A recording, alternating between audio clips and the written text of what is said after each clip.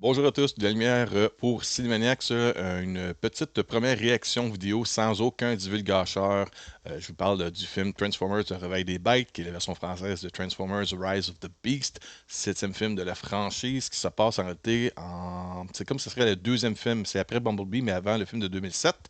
Je vous le dis tout de suite, je suis un grand fan de Transformers depuis que je suis jeune. Quand Transformers est arrivé en 84, j'avais 10 ans, j'étais un petit garçon, j'aimais les autos, les robots, les dinosaures, c'était parfait pour moi. Même encore aujourd'hui, je dépense le surplus de mon argent là-dedans avec d'excellentes, superbes figurines DLX de 3-Zero. J'en attends encore d'autres. C'est des figurines très dispendieuses qui se transforment pas, mais le visuel était cœur.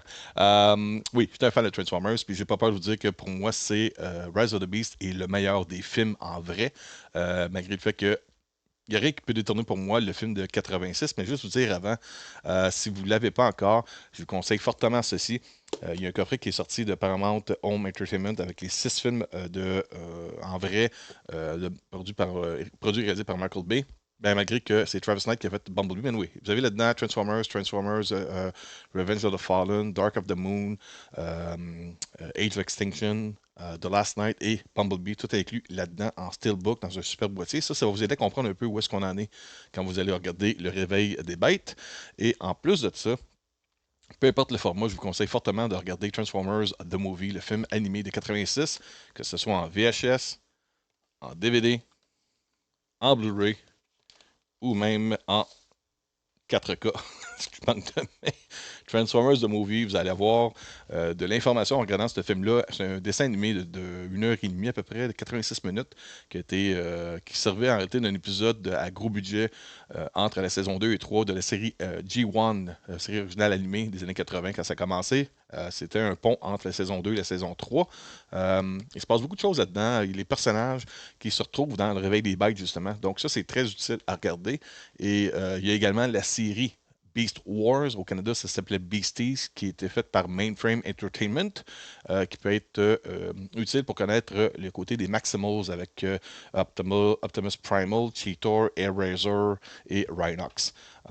Même dans le film, ça m'a surpris à un moment donné. Je me suis comme avancé. J'étais comme non, pour de vrai, ça paraît que ce film-là est fait par des fans de Transformers pour des fans de Transformers parce qu'on a une séquence où est-ce qu'on a de la musique thématique qui vient directement du film de 86. Puis quand je vous dis que je connais Transformers de 86, la musique, j'ai même encore ma cassette audio, j'ai encore le CD et j'ai même la trame sonore du film en disque vinyle. OK? Et il y a des segments de la musique du film de 86 qui se retrouvent.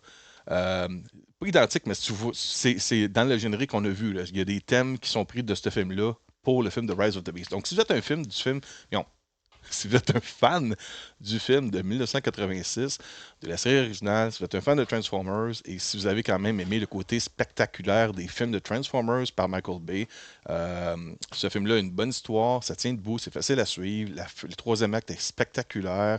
Euh, c'est c'est un très bon film. C'est un film qui va plaire aux jeunes, c'est un film qui va plaire aux fans de Transformers, aux fans de science-fiction, de films d'action, aux gens qui aiment un bon divertissement, un bon film popcorn. C'est pas stupide, c'est quand même bien fait, c'est intelligent. Et il y a de belles surprises. Restez jusqu'à la fin du film. Et il y a aussi une scène au milieu du générique qui laisse de grandes portes ouvertes pour d'autres films de Transformers.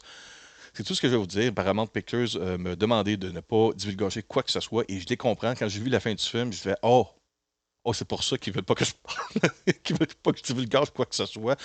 C'est la première fois que je reçois ça dans mon communiqué, mon accréditation de média pour le visionnement média.